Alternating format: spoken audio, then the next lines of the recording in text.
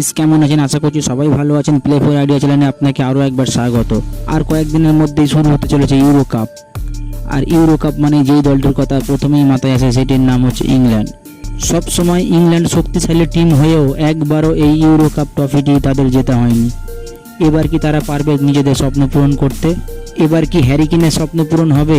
আগের ইউরোতে ফাইনালে উঠেও নিজেদের ঘরের মাঠে ইটালির কাছে টাইব্রেকারে হার স্বীকার করতে হয় ইংল্যান্ডকে। এবার কিন্তু তারা অন্যতম ফেভারিট, তাই এইবারের ইংল্যান্ড অন্যরকম শক্তিশালী। চ্যাম্পিয়ন হওয়ার দৌড়ে এক পা বাড়িয়ে আছে ইংল্যান্ড। তাহলে কিন্তু ইংল্যান্ড রয়েছে গ্রুপ সিতে। প্রথমেই রয়েছে স্লোভানিয়া, তারপর রয়েছে ডেনমার্ক, আর রয়েছে সার্বিয়া এবং রয়েছে ইংল্যান্ড। আজকের ভিডিওতে আমরা দেখব ইংল্যান্ডের 26 জনের স্কোয়াড এবং পসিবল 11 কি হতে পারে। কোচ কিন্তু রয়েছে গ্যারেট সাউথগেট।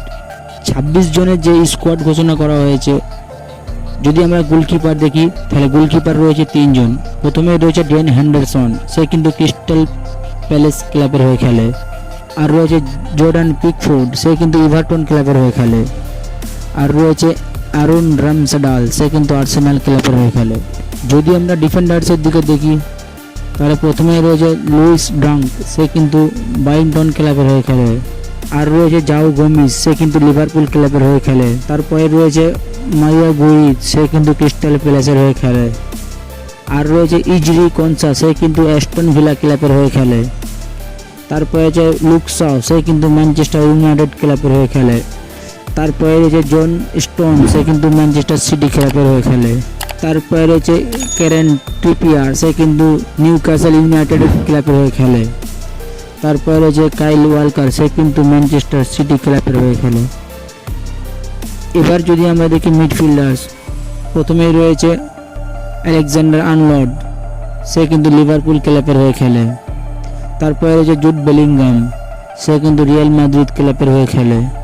তারপরে রয়েছে কোন গ্যালেগার, সে কিন্তু চেলসি ক্লাবের হয়ে খেলে। তারপরে রয়েছে কবি মাইনো, সে কিন্তু ম্যানচেস্টার ইউনাইটেড ক্লাবের হয়ে খেলে। তারপরে রয়েছে ডেকল্যান রাইস, সে কিন্তু আর্সেনাল ক্লাবের হয়ে খেলে। তারপরে রয়েছে অ্যাডাম ওয়াটন, সে কিন্তু ক্রিস্টাল প্যালেস ক্লাবের হয়ে খেলে। এবার যদি আমরা দেখি ফরওয়ার্ড পজিশনে কোন কোন প্লেয়ার রয়েছে, প্রথমে রয়েছে জেরার্ড বাওয়েন, সে কিন্তু ওয়েস্ট হ্যাম ইউনাইটেড ক্লাবের হয়ে খেলে। তারপরে রয়েছে আবরিচি ইজি, সে কিন্তু ক্রিস্টাল প্যালেস ক্লাবের হয়ে খেলে। তারপরে রয়েছে ফিল ফোডেন, সে কিন্তু ম্যানচেস্টার সিটি ক্লাবের হয়ে খেলে। তারপরে রয়েছে অ্যান্টনি গর্ডন, সে কিন্তু নিউক্যাসল ইউনাইটেড হয়ে খেলে। তারপরে রয়েছে হ্যারি কেন, সে কিন্তু বায়ার্ন মিউনিখ ক্লাবের হয়ে খেলে। তারপরে আছে কোল পালমার, সে কিন্তু চেলসি ক্লাবের হয়ে খেলে। তারপরে যে রয়েছে বাকায়ো সাকা, সে কিন্তু আর্সেনাল ক্লাবের হয়ে খেলে। তারপরে যে রয়েছে ইভান টনি, সে কিন্তু ব্রেন্টফোর্ড ক্লাবের হয়ে খেলে। আর লাস্ট যে রয়েছে সে কিন্তু ওলি উইন্টিংকে, সে কিন্তু অ্যাস্টন ভিলা ক্লাবের হয়ে খেলে। তো এত শক্তিশালী স্কোয়াড নিয়ে 26 জন কাকে খেলাবে এটাই দেখার। 2 জনকে 3 জন বাদ দিয়ে বেশিরভাগ প্লেয়ারই ইংলিশ প্রিমিয়ার লিগ থেকে খেলে। এবার আমরা কিন্তু পসিবল 11-এর দিকে দেখব।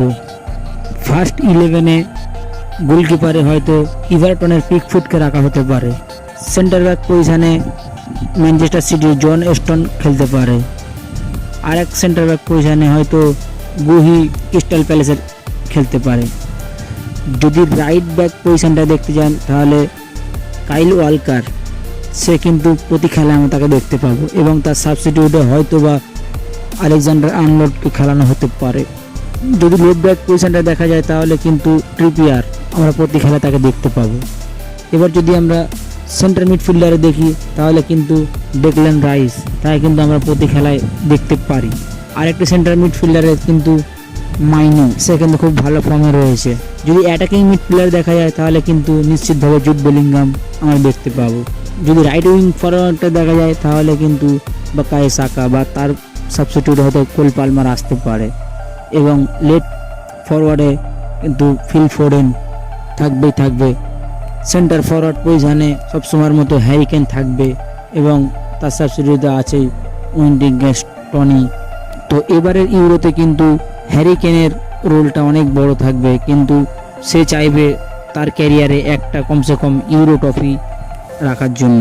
এই খুব ভালো পজিশনে থাকা জুড বেলিংহাম, ফিল ফোডেন, তারা কিন্তু খুব ভালো ফর্মে রয়েছে। আর ফিল ফোডেন তো ইংলিশ প্রিমিয়ারের সেরা খেলোয়াড়ের অ্যাওয়ার্ডটা পেয়েছে। খুব শক্তিশালী টিম, খুব চ্যাম্পিয়ন হলেও অবাক হব না। এটা আমার প্লেইং 11 প্রেডিকশন। আপনাদের প্লেইং 11টা আপনারা কমেন্টে জানাতে ভুলবেন না। আর একটি করে লাইক, একটি করে কমেন্ট করবেন, আর সাবস্ক্রাইব অবশ্যই করবেন। একটি সাবস্ক্রাইব আমার জন্য অনেক বড় ব্যাপার। সাবস্ক্রাইবটা অবশ্যই করবেন। ভালো থাকবেন, দেখা হচ্ছে অন্য কোনো দিন অন্য কোনো ভিডিওয়।